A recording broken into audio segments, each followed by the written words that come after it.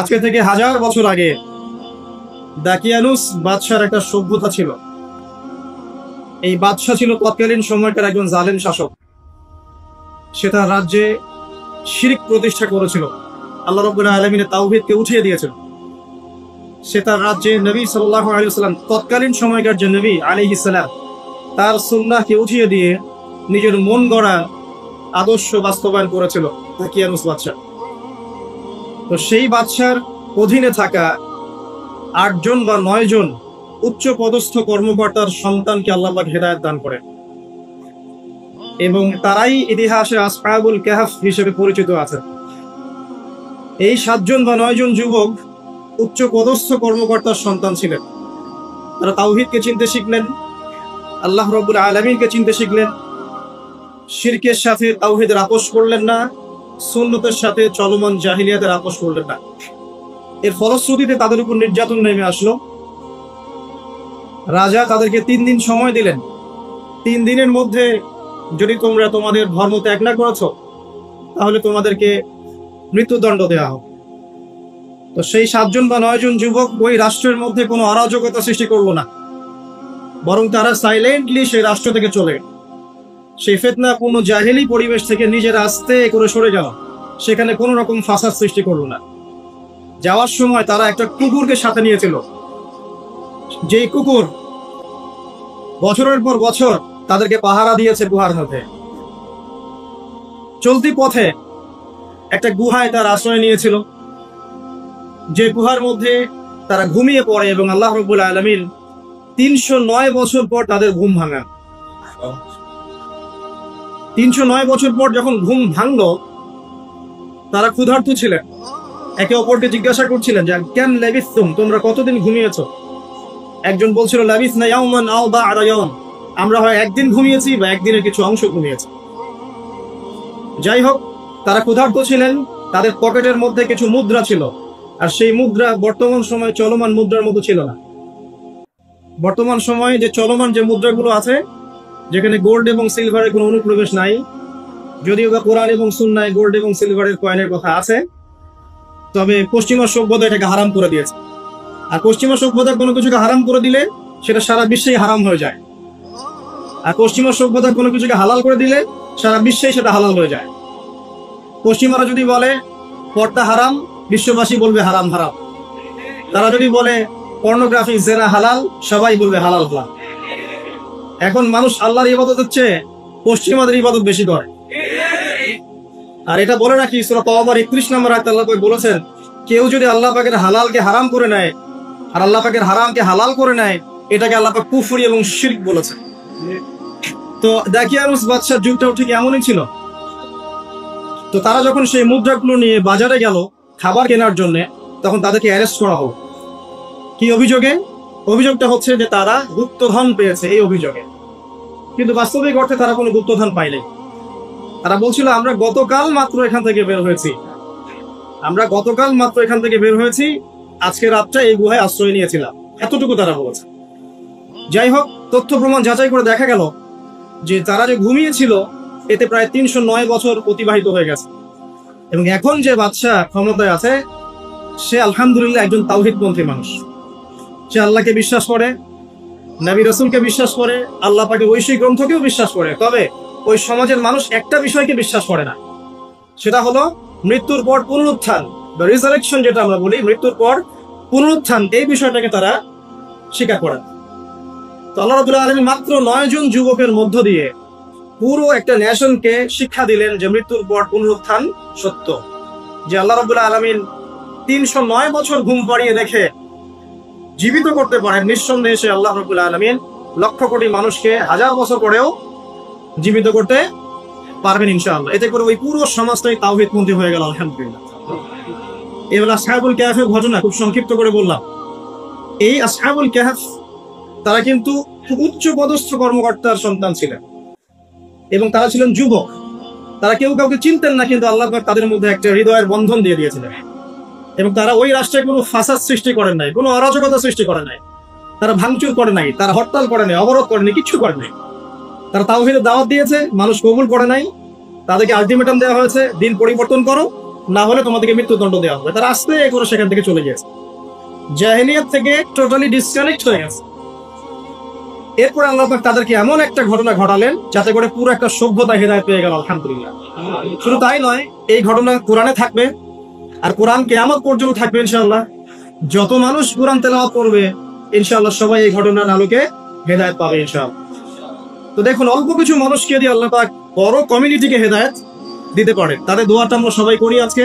তারা দোয়া করেছিল, রব্বানা আতিনা মিন লাদুনকা রাহমা ওয়া হাইয়্ লানা মিন আমরিনা রাশাদা। ঠিক একই যুগ আবারও এসেছে ঘুরে ফিরে, সময় পরিবর্তন হতে থাকে।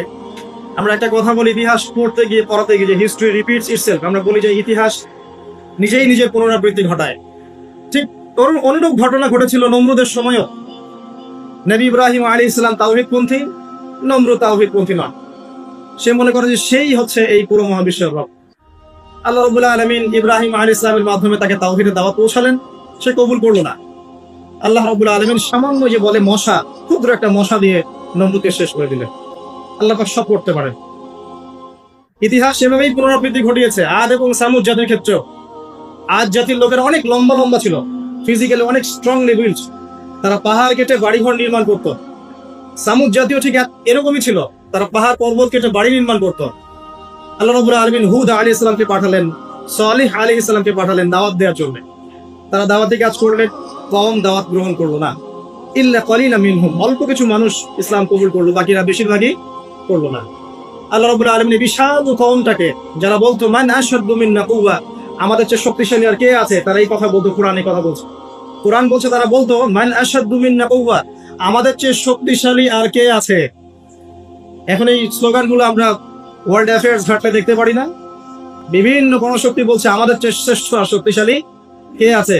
এই কথাটাই বলেছিল আদ এবং সামুদ জাতি। আল্লাহ পাক এদেরকে এমন ভাবে ধ্বংস করেছেন যেন খেজুর গাছ উপড়ে ফেললে যেমন করে পড়ে থাকে, আদ জাতির লোকরা বাড়ির মধ্যে এভাবে পড়েছে। মাত্র 6 দিন এবং 7 রাতের মধ্যে আল্লাহ পাক আদ জাতিকে ধ্বংস করেছেন। আর সামুদ জাতিকে আল্লাহ পাক ধ্বংস করেছেন বজ্রপাত দিয়ে, প্রচন্ড বজ্রপাত দিয়ে, মুহূর্তে একটা কম শেষ। আল্লাহ পাক সব করতে পারে। ইতিহাস এভাবেই পুনরাবৃত্তি ঘটিয়েছে। ফিরআউনের যুগে চলে যান, মূসা আলাইহিস সালাম একই দাওয়াত দিয়েছেন আল্লাহ রাব্বুল আলামিন। আল্লাহ পাকের পক্ষ থেকে তাওহীদ দিয়ে তিনি ফিরআউনকে দাওয়াত দিয়েছেন যে লা ইলাহা ইল্লাল্লাহ, আল্লাহ ছাড়া কোনো ইলাহ নাই। আল্লাহ রাব্বুল আলামিন চিরঞ্জীব, চিরস্থায়ী, তার কাছে আত্মসমর্পণ করো। ফিরআউন বলেছিল আনা রাব্বুকুমুল আ'লা, আমি তোমাদের মহান রব। নাউযুবিল্লাহ। সে বলেছিল মা উরিকুম ইল্লা মা আরা, আমি যা ভালো মনে করি তাই তো তোমাদেরকে বলি। ওয়া মা আহদিকুম ইল্লা সাবিলার রাশাদ, এবং আমি তোমাদেরকে শুধু সৎপথ দেখাই। ফিরআউন এই কথা বলেছে। সে বলেছিল যে মা আলিমতু লাকুম মিন ইলাহিন গায়রি, আমি তো জানি না যে আমি ছাড়া তোমাদের কোনো ইলাহ আছে। আল্লাহ রাব্বুল আলামিন সবর করেছেন, তাকে সময় দিয়েছেন, একটার পর একটা গজব দিয়েছেন। কখনো উপুন নাজিল করেছেন, কখনো রক্ত নাজিল করেছেন, কখনো প্লেগ, কখনো ব্যাং, কখনো ফড়িং, এরকম করে 9টা আযাব আল্লাহ পাক ফিরআউনকে দিয়েছে, তার কওমকে দিয়েছে। সর্বশেষ আল্লাহ রাব্বুল আলামিন লোহিত সাগরে সদল বলে ফিরআউনকে ডুবিয়ে মেরেছেন। ডুবে মারার সময় ফিরআউন বলেছিল যে আমানতু বিরাব্বি হারুন ওয়া মূসা, আমি এখন হারুন এবং মূসার রবের প্রতি ঈমান আনলাম। ডুবে মরার সময় ফিরআউন এই কথাটা বলেছিল। তখন আল্লাহ রাব্বুল আলামিন বলেছেন আলান, এখন, ওয়াকাদ আসাইতা মিন ক্বাবল, এর পূর্বে তুমি বিরুদ্ধাচরণ করেছো। আল ইয়াউমা নুনাজ্জিকা বিবাদানিক, আজকে আমি তোমার বাদান মানে তোমার দেহটাকে সংরক্ষণ করব, প্রিজার্ভ করব। কি জন্য প্রিজার্ভ করবে? মিউজিয়ামে রেখে দেওয়ার জন্য? মিশরের মিউজিয়ামে রেখে দেওয়ার জন্য? কি কারণে প্রিজার্ভ? লিতাকুনা লিমান খালফাকা আয়া, তোমার পরবর্তীতে যারা আসবে পৃথিবীতে ওদের সবার জন্য তুমি নিদর্শন হয়ে দাও। এই কারণে তো ফিরআউনের পরে তো হাজার হাজার বছর চলে গেল, এবং এই হাজার বছরে আমরা দেখেছি আরো হাজারটা ফেরাউন এসেছে পৃথিবীতে। তাদের সবার জন্য এই ফেরাউনের মমিটা ছিল কি? নিদর্শন। কে আল্লাহ নিদর্শনের পরোয়া করে? আল্লাহ পাকে নিদর্শনের কে পরোয়া করে? আমাদের কনসেপ্ট এখন এমন, ইন হিয়া ইল্লা হায়াতুনা দুনিয়া, এই দুনিয়ার জীবনটাই আমাদের হায়াত। নামুতু ওয়া নাহইয়া, আমরা এখানেই বাঁচি, এখানেই মরব। ওয়া মা নাহনু বিমাবউসিন, আর আমাদেরকে পুনরুত্থিত করা হবে না। কোন মানুষ যদি পরকালীন কনসেপ্ট লালন করে চলে, সেই মানুষ কি বেনামাজি থাকতে পারে কিনা? সেই মানুষ কি যাকাত না দিয়ে থাকতে পারে কিনা? যে মানুষ পরকালে বিশ্বাস করে যে আল্লাহর সামনে আমাকে দাঁড়াতে হবে একা একাই, আমার ইমাম, আমার পীর, আমার অমুক, আমার তমুক, নেতা নেত্রী কেউ আমার সাথে যাবেন, আমাকে একা আমার আল্লাহর সামনে দাঁড়িয়ে হিসাব দিতে হবে, এই কথা যে চিন্তা করে সে কি নামাজ না পড়ে থাকতে পারে কিনা, সে কি যাকাত না দিয়ে থাকতে পারে কিনা, সে কি দুর্নীতি করতে পারে কিনা, মানুষকে ঠকাতে পারে কিনা, সে কি সুদ খেতে পারে বা ঘুষ খেতে পারে, সে কি জেনা করতে পারে, সে কি কাপড় খুলে দিয়ে উন্মুক্ত হয়ে ঘুরতে পারে কিনা। এখন তো উন্মুক্ত হওয়ার সংস্কৃতি চলছে নাকি। ইবলিস যখন আদম আলাইহিস সালাম এবং হাওয়া আলাইহিস সালাম তাদেরকে যখন জান্নাত থেকে বের করিয়ে দেয়, প্রলোভন দিয়েছিল, মিথ্যা প্রলোভন, যে হাল আদুল্লুকুম, হে আদম এবং হাওয়া, আমি কি তোমাদেরকে জানিয়ে দিব, আলা শাজারাতিল খুলদি ওয়া মুলকিন লা ইয়াবলা, হে আদম এবং হাওয়া, আমি কি তোমাদেরকে জানিয়ে দিব এমন একটা গাছের ব্যাপারে যেই গাছের ফল খেলে পরে তোমরা চিরস্থায়ী হয়ে যাবে এবং কোনোদিন মরবে না। এই যে চিরস্থায়িত্বের চোখ আর অমরত্বের চোখ, এই দুইটা চোখ দিয়ে আমাদের পিতা মাতাকে ইবলিস জান্নাত থেকে বের করে দিচ্ছে। এখন পৃথিবীতে যত মানুষ পথভ্রষ্ট হচ্ছি আমরা, আমাদের এই দুইটা খাসলতের কারণে। আমরা অমরত্ব আশা করছি, আমাদের চলাফেরা দেখলে মনে হয় আমরা মরবো না, বড়কালীন কনসেপ্ট বাদ। একটা হচ্ছে চিরস্থায়িত্বের চোখ, ক্ষমতা, এটা ক্ষমতার দাম। এই দুটো আমাদেরকে কিন্তু পথভ্রষ্ট করছে। ঠিক একই অস্ত্র ছিল ইবলিসের। সূরা আরাফ পড়ে দেখেন, আমি কোনো কিছু বানিয়ে বলছি না। তখন আল্লাহ পাক বললেন যে ইয়া বানি আদম, হে বনু আদম, আদমের সন্তান যারা আছো, আমাদেরকে আল্লাহ পাক বলছে তোমরা শোনো, লা ইয়াফতিনান্নাকুমুশ শাইতান, শয়তান যেন তোমাদেরকে ফিতনায় না ফেলতে পারে। কামা আখরাজা আবাওয়াইকুম মিনাল জান্নাহ, ঠিক যেমন করে তোমাদের পিতামাতাকে শয়তান জান্নাত থেকে বের করে দিয়েছে। যেহেতু আমাদের পিতা আর মাতাকে শয়তান জান্নাত থেকে বের করে দিয়েছে, আল্লাহ পাক এই আদমের সন্তানদেরকে বলছেন তোমরা সতর্ক থেকো, তোমাদেরকে যেন শয়তান জান্নাত থেকে যেভাবে বের করেছিল তোমার পিতামাতাকে, এমন করতে না পারে। আর কি করতে না পারে, ইয়ানজিউ আনহুমা লিবাসাহুমা লিউরিয়াহুমা মিন সাওআতিহিমা, বলে দেখেন সূরা আরাফ। আল্লাহ বলছে মনে রেখো আদমের সন্তানরা, ইবলিস কিন্তু শুধু তোমার পিতামাতাকে জান্নাত থেকে বের করেই দেয় নাই, বরং গাছের কাছে নিয়ে গিয়েছিল, ফল খাওয়ার সাথে সাথেই তাদের গায়ের পোশাক খুলে পড়ে গিয়েছে। তাহলে আমাদের পিতামাতাকে জান্নাতে নগ্ন করে দিয়েছিল কে? সেই কথা আল্লাহ পাক বলছেন আদম সন্তানদেরকে তোমরা সতর্ক থেকো, তোমাদেরকে যেন ইবলিস নগ্ন করতে না পারে, ঠিক যেমন করে তোমাদের পিতামাতাকে করেছে। তাহলে এখন যে পুরো বিশ্ব জুড়ে নগ্নতার যে সংস্কৃতি চলছে, এরা কার এজেন্ডা বাস্তবায়ন করছে বুঝতে পারছেন? কোরআন পড়েন, পৃথিবীতে যত সভ্যতা চলে গেছে, ব্যাবিলনের সভ্যতা, চাইনিজদের সভ্যতা, তারপরে এই যে আমাদের মাও সেতুং, ইতালির মুসোলিনি, এদিকে জ্যাপল সার্তে, এদিকে আপনার ফিডেল ক্যাস্ট্রোর কথা বলেন, ওই পশ্চিমা সভ্যতা বাদ দিয়ে যত বড় বড় সভ্যতা রিনাউন্ড, সবার পোশাক ছিল শালীন। আমি চ্যালেঞ্জ করলাম, বুঝে দেখেন, চাইনিজদের পোশাক দেখেন, আগেকার পোশাক, 1000 বছর আগের পোশাক, শালীন পোশাক, তারা কিন্তু মুসলিম ছিলেন না।